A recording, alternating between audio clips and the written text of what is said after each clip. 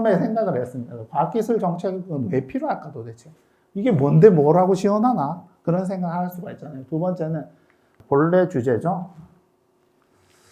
과학기술 정책 방향 올해 어떻게 되냐. 그거를 왜 이렇게 만들었느냐라는 관점에서 조금 설명을 드리겠습니다. 과기부는 이런 거 하는 데입니다. 국가연구개발 제도 정책 만들고 사업하고 관리하는 데고요. 인재 양성하는 사업들을 합니다. 저는 학부는 경제학을 나왔고요. 행정학 박사고 과학기술 정책학을 전공을 했습니다. 되게 특이한 이력을 가지고 있는 사람입니다. 그리고 과천과학과는 온 지는 한 5년 정도 됐고요. 과천과학과 뭐 하는 데인가 하면 과학문화대죠. 제가 제일 좋아하는 단어 생활화 하는 데입니다. 과학기술의 위치가 도대체 어떤 거냐 생각을 해봤습니다. 라이프라는 잡지가 있었습니다. 망했습니다. 그죠? 근데 1000년간 20대 사건을 꼽았어요. 자세히 보시면 뭐 쭉 있습니다. 다 아시는 것들이죠. 근데 12개, 지금 색칠 쳐놓은 거 있잖아요. 과학기술 관련입니다. 1000년간 20대 사건의 12개가 과학기술이다. 시사하는 바가 크죠. 근데 이렇게 생각하실 수 있잖아요. 뭐 1000년, 이게 20세기 넘어가지고 지금 세상이 얼마나 빨리 변하는데. 한 번 더 보여드릴게요. 80년간 80대 사건을 영국 무한하운이 전 세계 설문조사를 했대요. 1등 뭐죠? 월드와이드웹입니다. 그죠? 2등 페니실린이고요. 3등 PC입니다. 제가 경제학을 했습니다. 그래서 생각을 해봤어요. 경제 순환주기라는 게 있습니다. 키친 파동, 주글라 파동, 푸즈네츠 파동, 콘트라테이프 파동이 있습니다. 제가 학교 다닐 때 키친 파동이라고 있길래 이게 무슨 주방에서 만들어지는 뭐 물가 그건가 있는 이거 사람 이름입니다. 이분들 다 사람이에요. 굉장히 유명한 학자님들이시고요. 노벨상 받으신 분도 있고 그렇습니다. 근데 여기서 얘기할 건 콘트라테이프 파동입니다. 굉장히 유명한 학자분이고 이제 거의 정설처럼 받아지는 건데 여기서 여러분들이 보셔야 될 건 요겁니다. 경기가 번창하는 신호를 주는 중요한 사건들, 기술들이 있습니다. 전기기관, 목화, 철도철, 전기공학, 화학, 석유화학, 자동차. 근데 요 3순환까지 콘트라테이프는 얘기를 했습니다. 이 뒤는 후배 학자들이 완성을 점점 해나가는 것이죠. 근데 이렇게 해나가는 이건 거의 정설로 받아들이는데요. 여기서 뭐죠? 기술이 굉장히 중요하다라는 걸 보여주는 거죠. 근데 사실 조금 이건 경기 변동만 나타내는 거. 사실은 어떻게 가죠? 우리 경제라는 게 우상향합니다. 점점 발전을 하는 거죠. 발전을 하는 원인은 뭐라고? 슈페터라는 사람이 이렇게 얘기했습니다. 기술 혁신. 제가 처음 외운 외국인 이름이 있습니다. 3명이에요. 3명. 제일 옆에 있는 사람은 누군지 약간 암스트롱이에요. 그죠? 이런 거 안 묻습니다. 가운데 있는 분 누굴까요? 네, 암스트롱, 콜린즈, 올드린입니다. 저희 어릴 때 올드린이라고 배웠어요. 그죠? 근데 올드린입니다. 계몽사 대백과라고 있어요. 어릴 때 칼라로 되어 있습니다. 그걸 딱 봤는데 저 사진이 있어요. 막연히 너무 부러운 거죠. 어린 마음에 너무너무 부러운 거죠. 와, 달을 갔다니 이게 말이 되냐? 그래서 그런 생각을 했습니다. 요즘 제일 유행인 거 있죠. 슬램덩크입니다. 그죠? 그래서 미국 선생님한테 물었죠. 선생님, 영광의 시대는 언제냐면 아폴로 11호 때인가요? 저는 지금입니다. 우리나라 지금입니다. 그죠? 얼마 전에 쐈습니다. 이름 자꾸 헷갈리죠. 나로인지 누리온지 누리호입니다. 그죠? 누리호 쐈습니다. 접니다. 네. 아까 뭐 가게 해달라 했는데 갔었습니다. 이유는 이제 요 발사할 때 그때 맞춰서 다양한 것들을 좀 해달라고 갔었고요. 다행히 제가 과기부지 않습니까? 갈 수 있습니다. 그래서 갔었고 여기 계신 분 있죠. 그래서 이제 연기력이 굉장히 좋으시잖아요. 그래서 저희가 발사를 좀 도왔습니다. 이제 잘 날아갔습니다. 그래서 지금까지 이걸 생각할 적에 우리나라는 어떻게 경제 성장을 이뤘나? 50년간 추격형으로 경제 성장 전략을 세워서 발전했다라고 합니다. 대부분이.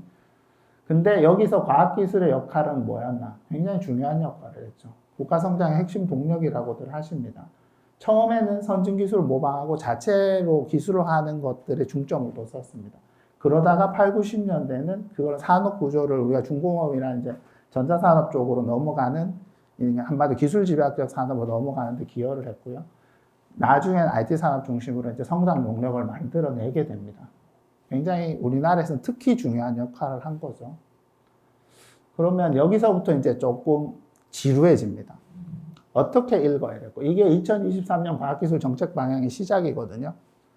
우리 여건은 뭐냐? 기술 패권 경쟁 격화 속의 경제 성장 침체 우려입니다. 굉장히 정련된 단어입니다. 그죠? 근데 이 단어 속에 굉장히 많은 것들이 들었습니다. 이렇게 분석을 한 거죠. 첨단 기술 분야의 대립은 격화되고 코로나19로 디지털 전환은 가속화되면서 저출산 고령 추세가 확대됩니다. 추락과 도약의 갈림길이라고 합니다. 왜? 이제 우리는 고성장하던 그런 경제 구조가 아니라 이미 저성장하는, 천천히 성장할 수밖에 없는 단계로 들어섰다는 거죠. 그러한 것들을 돌파하려면 도대체 과학기술 쪽에서는 어떤 일을 했어야 되냐. 이런 함의들을 뽑아낼 수 있죠. 미래 힘을 만들어가는 R&D. 연구개발 아까 보여드렸잖아요. 그런 식의 R&D 역할을 해야 된다는 거. 두 번째는 디지털을 통해서 생산성 향상을 이끌어낼 수 있다. 마지막으로 사람이죠. 탁월한 연구자 성장을 지원하고 글로벌 인재 유입을 해야 된다. 2023년 과학기술 전략이란 과제입니다. 하나씩 짚어볼게요. 미래를 만들어가는 의미에서 R&D 역할 증대를 한다고 했습니다. 뭐랑 매칭이 되죠? 첫 번째, 전략기술과 미래산업 육성이랑 딱 맞아 들어갑니다. 그죠? 그렇게 되니까 그 밑에 뭐가 따라오죠? 대한민국 우주경제가동, 국가전략기술 만들고, 신기술 미래산업을 선점하는 겁니다. 디지털 도약으로 생산성을 향상해야 된다고 했어요. 디지털 전면 확산을 해야 되겠죠? 디지털 일상화하고 글로벌 안심 포용 사회를 실현하도록 과제가 되어 있습니다. 그리고 연구자를 성장하는 걸 지원하고 글로벌 인재 유입한다고 해서 인재와 지역적 기반을 확보해야 됩니다. 그래서 첫 번째는 핵심 인재 양성을 확보해야 되고 그 다음에 지역과 함께하는 과학기술 디지털 혁신을 해야 되겠다라고 과제가 나오는 거죠. 보통의 전략이나 방향은 이런 방식으로 수립을 하게 되어 있습니다. 굉장히 복잡한 과정을 거치는데요. 그걸 좀 일목요연하게 보여드린다면 이런 식으로 이루어진다고 볼 수 있습니다. 첫 번째 전략인데 대한민국 우주경제 가동입니다. 말은 되게 멋있는데요. 그냥 아까 앞에서 얘기했었죠. 누리호 쏘는 거죠. 3차 발사합니다. 4세대 발사차 하고요. 달 착륙성 개발도 열심히 할 겁니다. 그리고 우주항공청 시작할 것 같고요. 우주산업 육성을 위한 종합계획. 이전에 우주 개발들은 다 국가 주도로 했었습니다. 그런데 지금은 이제 그렇게 해서는 안 되죠. 아까 3차 발사는 하나랑 한다라고 했잖아요. 그러니까 보다 뉴스페이스 방식으로 이제 진행이 되는 거죠. 이런 게 쓰여 있더라고요. 대단하죠. 뭐죠, 이게? 우주산업 육성에 아주 강한 염원입니다. 아주 강한 염원. 옆에 쓰여있죠. 뉴스페이스 시대의 도래를 간절히 기다립니다. 한국형 발사체 파이팅. 똑같은 말입니다. 똑같은 말이죠. 뉴스페이스 시대 제가 뭐라고 말씀드렸어요? 민간과 함께하는 우주산업 육성이잖아요. 근데 내 주식이 걸려있다. 굉장히 자기중심적이면서도 직관적으로 딱 알려주는 거죠. 그래서 이걸 보면서 느낀 건데, 사람들이 굉장히 간단하게 생각을 하시는구나. 이게 과학기술이라는 게 그렇게 복잡하지 않습니다. 왜냐하면 나한테 적용될 때는 굉장히, 아까 그래서 경제 파동이나 이런 걸 설명드렸던 이유는 간단합니다. 따로 떨어져 있는 게 아니거든요. 이제 굉장히 복합적이고 우리한테 직결되는 과제들입니다. 이제 전략기술을 이제 본격적으로 만들어야 된다라고 하는데요. 이제 전략기술 R&D라고 하는 게 보통은 기초연구로 목적 없이 이렇게 쭉 뿌려주는 돈들이 많아요. 근데 그런 방식이 아니라 좀 타겟을 잡아서 지원을 하겠다는 겁니다. 그것도 한 부처가 아니라 여러 개 부처들이, 예를 들어 신약을 개발한다라고 하면 보건복지부가 할 수도 있고 과기부가 할 수도 있고 산업부가 할 수도 있습니다. 좀 어려운 얘기긴 한데 하나하나 부처가 하는 게 아니라 그런 걸 전체로 같이 하는 방식으로 R&D를 할 수도 있는 거죠. 그런 식으로 하겠다는 뜻이고요. 근데 단순히 부처만 하는 게 아니라 민간이랑 같이 하겠다는 겁니다. 민간 합동으로 R&D 프로젝트를 만들겠다는 거고요. 그렇게 되다 보니까 성과를 측정하는 방식도 달라져요. 논문을 몇 개 썼니? 이렇게 가는 게 아니고 특허를 몇 개 냈냐? 이렇게 가는 게 아니고 네가 발견하려고 하는 타겟형 물질을 발견해냈니? 라는 식으로 성과를 측정하겠다라는 겁니다. 달을 갔니? 이렇게 보겠다는 거죠. 세 번째입니다. 신기술 기반 미래산업 선정인데요. 요거는 이제 딱 보시면 이제 감이 오는 거죠. 앞으로 어떤 분야에 R&D가 많이 집중되겠냐라는 걸 알 수가 있는 거죠. 양자입니다. 양자법을 만들겠다라고 하고요. 그리고 이런 부분에 투자가 되고 첨단 바이오입니다. 바이오는 계속 많이 합니다. 우리나라에서 가장 연구자가 많은 게 바이오랑 IT입니다. 그래서 바이오 분야의 바이오 파라들이나 의과학자 양성을 많이 하겠다라는 얘기. 그리고 탄소 중립입니다. 혁신형 SMR인데 이게 뭐냐면 그 굉장히 작은 소형 연구용 원자로를 얘기를 하는 거고요. CCUS는 카본, 그러니까 이산화탄소를 포집을 합니다. 공기 중에 나오는 포집을 하고요. 주로 화력발전소에서 많이 합니다. 화력발전소에서 포집을 하고 그 녀석 그냥 두면 안 되잖아요. 땅속이나 바닷속은 아니고요. 바다 밑에 땅 안에 심는 방식, 넣는 방식으로 저장을 하거나 리유즈하는 방식으로 합니다. 그런 것들에 대한 원천 기술을 많이 확보를 해요. 기후변화 문제랑 직결돼 있고요. 우리가 이제는 이런 식으로 가지 않으면 2050년에는 견뎌낼 수가 없잖아요. 그래서 지금 많이 해야 되는 거고 6G나 메타버스 같은 것들은 마찬가지입니다. 그리고 도전적 연구 개발을 하겠다. 이런 식으로 하다 보면 너무 타겟을 잡으면 성공을 위한 연구밖에 할 수가 없잖아요. 그걸 좀 넘어서서 아예 10년 후, 20년 후에 한계를 돌파하는 그런 연구를 지원을 하겠다라는 겁니다. 이런 분야를 선정할 때 꼭 과학자만 하지는 않습니다.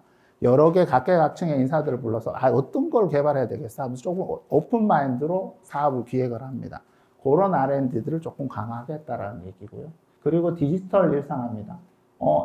AI 대표 프로젝트를 추진해서 AI 일상화 원년을 삼겠다라는 거 하고요. 그리고 공공이나 민간 공동 활용할 수 있는 초고대 AI 인프라를 만들어서 디지털 플랫폼 정보를 구축하겠다. 그리고 일반인이 온라인으로 AI나 소프트 교육 많이 받고요. 그리고 초중등 이렇게 요즘 많이 강화되고 있잖아요. 그런 추세가 강화되겠다라는 얘기입니다. 그래서 결국은 이런 가속화되는 디지털 사회에서 좀 더 빨리 우리 국민들이 적응할 수 있도록 하겠다는 것까지 기반 구축으로 되어 있습니다. K글로벌 디지털 글로벌 확산인데요. 저는 K라고 들어가는 게 맞나 싶긴 합니다. 처음에 디지털 심화 시대 법제 패키지를 정비한다는 이게 뭐냐면 법하고 제도가 사실은 R&D는 지능법입니다. 대부분. 어떻게 국가가 지원할 거냐 이런 구조로 되어 있습니다. 근데 이 IT는 조금 다릅니다. 표준 같은 게 되게 중요하고요. 물론 R&D도 표준이 중요합니다만 특히 중요하죠. 왜 해외 표준과 다르다 그러면 의미가 없어지거든요. 그렇다 그러면 어떻게 해야 되죠? 국제적으로도 우리가 그걸 좀 선점해야 될 필요가 있겠죠. 그런 부분들을 좀 더 강조를 하고 있는 거고요. 그리고 AI 반도체나 극저전력 데이터 센터 같은 부분들에 대해서 K-클라우드 생태계를 조성하겠다는 거고, 그리고 해외로 여러 가지 진출을 할 수 있는 자금 지원이라든지 그리고 인력 지원 같은 부분들을 강화하겠다는 내용입니다. 그리고 R&D는 조금 멀긴 하지만 이제 위기 관리가 요즘 되게 큰 이슈잖아요. 위기 관리를 하기 위해서 디지털 안전망을 재정립하고요. 그리고 범죄, 특히 재난 같은 데서 국민을 보호할 수 있는 국민 안심 디지털. 그리고 저는 이게 굉장히 중요하다고 생각합니다. 사실은 디지털 격차가 굉장히 큰 문제가 될 거거든요. 지금 이미 문제입니다. 그러나 이 디지털 전환 과정에서 제일 큰 문제는 디지털 격차가 될 가능성이 높습니다. 우리가 흔히 빈부 격차 얘기를 하고 교육 격차 얘기를 하는데 이건 더 심화될 수가 있는 과정이죠. 그래서 그 지역이라든지 그리고 세대 간 그리고 장애인 이런 부분들에 대해서 이걸 다 아울 수 있는 디지털 기술이 필요하다라는 부분입니다. 그리고 7번째인데요. 인재가 제일 중요하잖아요. 우리는 사실은 기반을 가지고 여기까지 발전한 게 기술 기반, 사실은 기술 기반이라고 하지만 인재 기반입니다. 그러면 어떻게 해야 되냐? R&D를 아까 목적형으로 한다라고 했기 때문에 그 부분에 당연히 인력 양성이 많이 돼야 되겠죠. 그 12대 전략 기술을 꼽았으니 거기에 맞춤형 인재를 육성하려고 하겠습니다. 근데 이거를 당연히 국가가 주도로 하지 않고 민간이 필요로 하는 수요에 맞춰서 개발을 하겠다는 거고요. 근데 이렇게만 하면은 아까 지속적으로 연구하는 사람들은 어떻게 되겠죠? 쏠림 현상도 일어날 수 있고 장기적으로 10년, 20년 후를 바라보는 연구들은 깨질 수도 있잖아요. 그러면 그런 게 깨지지 않도록 사다리를 놔줘야 됩니다. 신진이나 중견, 석학급 인재를 쭉 연결해서 지원하는 R&D들을 원래 하고 있었습니다. 근데 조금 더 촘촘히 하겠다라는 뜻이고요. 보통 포스트 닥터, 이제 대학원 졸업하신 분들 있잖아요. 그런 분들한테 R&D를 주고 그 대학원 다니는 사람들은 자기 R&D 과제를 받기가 어렵습니다. 대학원. 근데 보면 대통령 대학원 과학장학금이라는 걸 만들거든요. 대통령 장학생이라는 게 있습니다. 대통령 과학장학생이 있는데 여기 대학생들한테 주는 거예요. 근데 대학원생들한테도 줘서 중간중간 고리를 좀 촘촘하게 놓겠다라는 뜻이죠.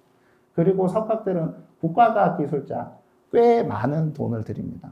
굉장히 긴 기간 동안 안정적으로 자기 연구를 할 수 있고 굉장히 많은 학생들, 연구자들을 함께 프로젝트를 할 수 있게 해드립니다. 그러니까 처음부터 끝까지 자기가 꾸준히 연구를 하시고 잘하실 수 있다라고 하면 이런 사다리는 끊어지지 않게 국가가 설계를 해주겠다라는 거죠. 그리고 뭐 해외 인재 유입을 위해서 여러 가지 정책을 하겠다라고 하는 것들입니다. 이제 여기서 문제가 나오죠. 달 탐사선 이름은 뭘까요? 그렇죠. 저는 이런 것만 묻습니다. 다 아는 거죠. 다누리 뭐 이런 거 묻습니다. 아까 강성주 연구사님이 보여주셨는데 저는 이 사진 보면서 눈물이 약간 났습니다. 저는 그 이름을 그 사람들 3명 이름을 처음 외웠다고 그랬잖아요. 어땠을 것 같아요? 지금 이상하게 그 이공계를 안 갔지만 과학소년이었겠죠. 과학소년이었었습니다. 어릴 때는. 그러니까 이런 얘기도 하고 있겠죠. 근데 이걸 인증샷이라고 생각을 했어요. 우리가 찍은 인증샷. 우리가. 다누리 우리나라 거잖아요. 내가 찍은 인증샷 같은 거죠. 너무 중요하죠. 근데 다누리 이름을 공모를 했었습니다. 근데 이름을 공모를 했었는데 사람 이름이 2개가 있었어요. 한 분은 뭐 너무나 잘 아시는 정약용이고요. 한 분이 최순달 선생님이세요. 최순달 하니까 누가 그래도 다 이름에 달 들어가니까 최순달이냐 이렇게 그래서 뽑은 거냐 아니고요. 이분이십니다. 최순달 모양이고 지금 돌아가셨습니다. 근데 꽤 중요한 인물입니다. 왜? 우리별 1호, 2호, 3호를 성공시키신 주역이고요. 아시는 분은 아시겠지만 TDX 전자교환기 옛날에 저희 전화기 이렇게 돌리는 전화기 시절에 어떤 아날로그 방식으로 다 교환을 했었어요. 근데 그걸 전자식으로 하는 우리나라 국가 R&D의 대표적인 성공 사례로 꼽힙니다. 그거에 이제 프로젝트를 하신 분이세요. 그리고 뭐 요 얘기하시면 세트렉 아이라고 아까 내 주식이 걸려 있다라고 써서 그런 회사들 중에 하나입니다. 세트렉 아이의 창업자십니다. 굉장히 중요하신 분이에요. 여기 가운데 굉장히 근엄하게 앉아 계시잖아요. 근데 이분이 어떤 분이냐? 유치과학자입니다.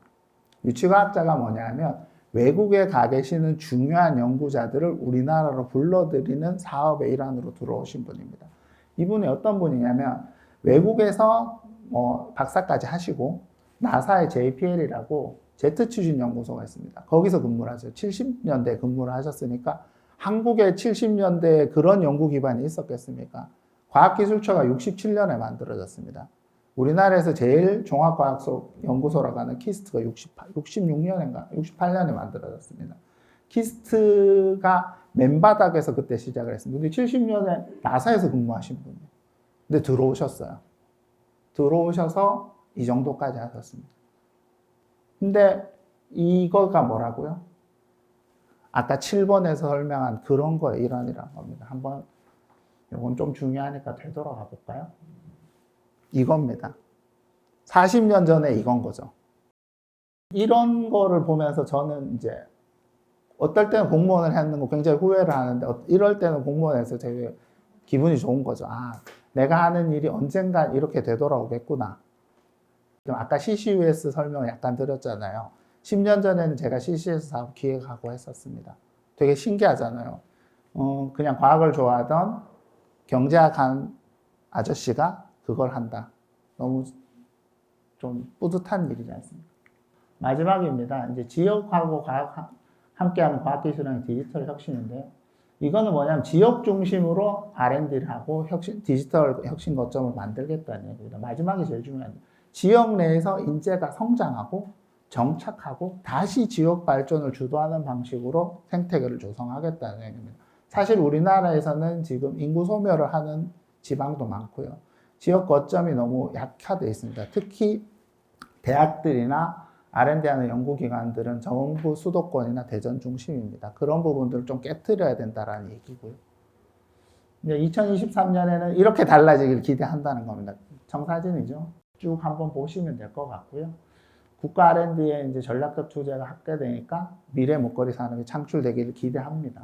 그리고 누리호 방사 3차 발사는 성공하고요. 우주 서비스 산업이 창출되면서 민간 주도 우주 경제가 본격화되겠죠. 그리고 중앙정부와 지자체가 협력해서 지역에 특화된 혁신체계가 가동되고요.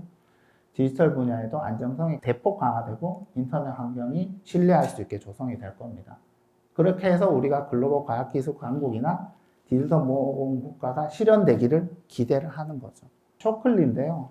트랜지스터 처음 만드신 분입니다. 1947년입니다. 그리고 1958년 IC 킬비가 이제 59년에 특허를 출원하시긴 했는데 58년에 IC 직접 회로를 만들었습니다.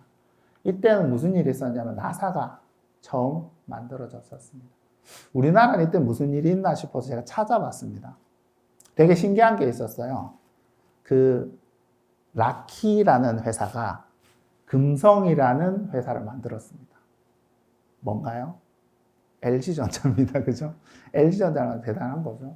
근데 사실은 기반도 없고 그리고 굉장히 아까도 했지만 이제 경공업을 어느 정도 하던 단계였습니다. 근데 지금은 어떻게 됩니까? 우리나라 반도체 시장 점유율입니다. 제일 큰 형님인 인텔이 저기 있죠. 우리가 삼성전자 조금 더 왔다 갔다 합니다. 엎치락뒤치락 하는 상황입니다. 그리고 SK하이닉스고 SK하이닉스가 2등, 1등 하던 시절도 있었습니다. 그렇죠? 우리는 지금부터라고 생각합니다. 굉장히 중요한 상황이고요. 중요한 다리를 저희가 이미 놨다고 생각을 하기 때문에 지금 끊어지지 않고 계속 다리를 놓는다면 저희도 더 잘 될 거라고 생각을 합니다. 감사합니다.